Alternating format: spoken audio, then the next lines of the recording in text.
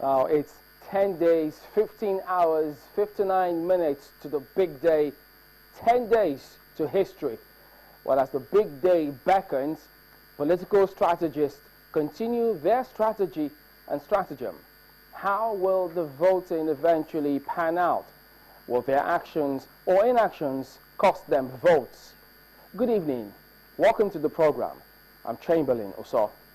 Well, many consider it the final lap towards the big day, and the push continues across the country for those who have yet to collect their PVCs. While parties continue jostling political capital from the political capital to the commercial ones and vice versa. And this is all in a bid to ensure that they properly just dot their I's and cross their T's, leaving no stone unturned ahead of the big night. Well, INEC on its part says the sensitive and non-sensitive materials are all in place. Well, in the meantime, today, the president held meetings with security chiefs. INEC was also present, but we'll talk about that in a moment. In the meantime, what is the level of preparations across the states? Well, as always, we will make our rounds with some of our correspondents who will bring us up to the minute with happenings at their location. Let's take a look at those who will be talking to us today on the program. We will start with Itope Kutei, who will talk to us from Imo. Dobra Timi will talk to us from Bayelsa State.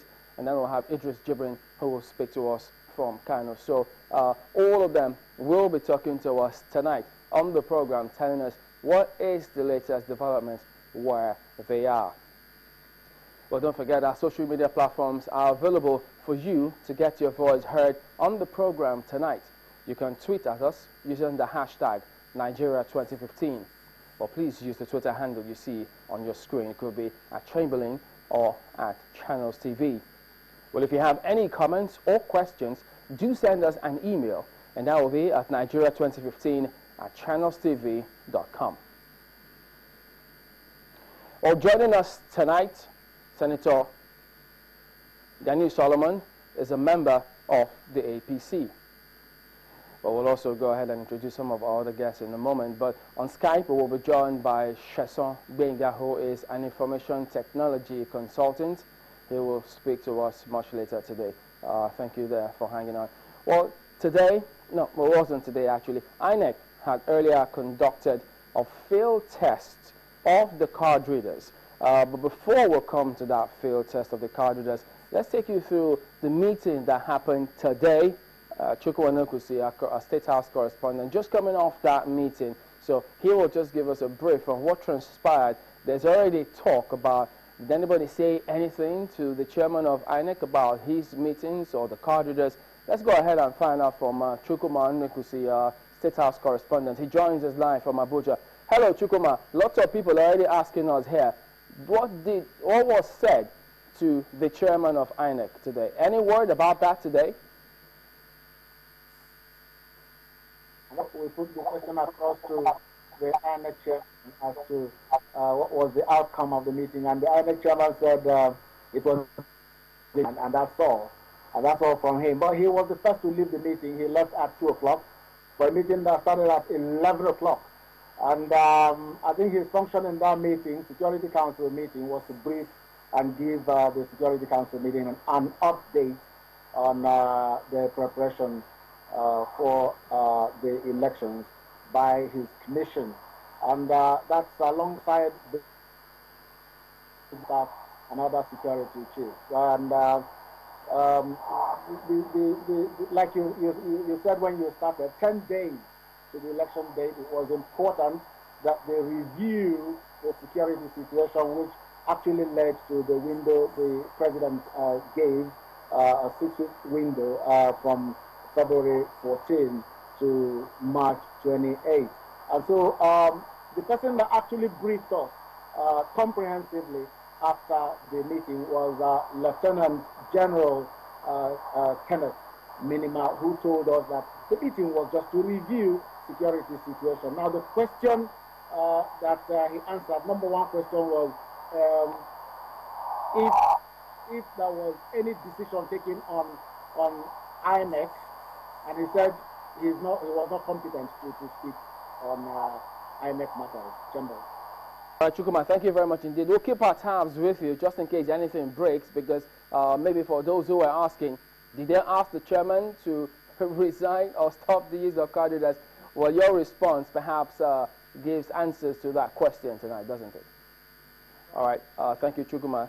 State House correspondent Chukuma Nikus is speaking to us from Abuja, just off that meeting where it was scheduled today. Now, let's go ahead and bring you this matter. Remember, INEC did conduct a field test of the card readers after they had said that the chairman had said, yes, we've conducted field tests of the card readers. They were satisfied with the outcome, and then they went to town conducting field tests of the card readers. There are 4 objectives of those tests which the chairman spoke about. Let's highlight some of those outcomes now, because yes, they took a look at it.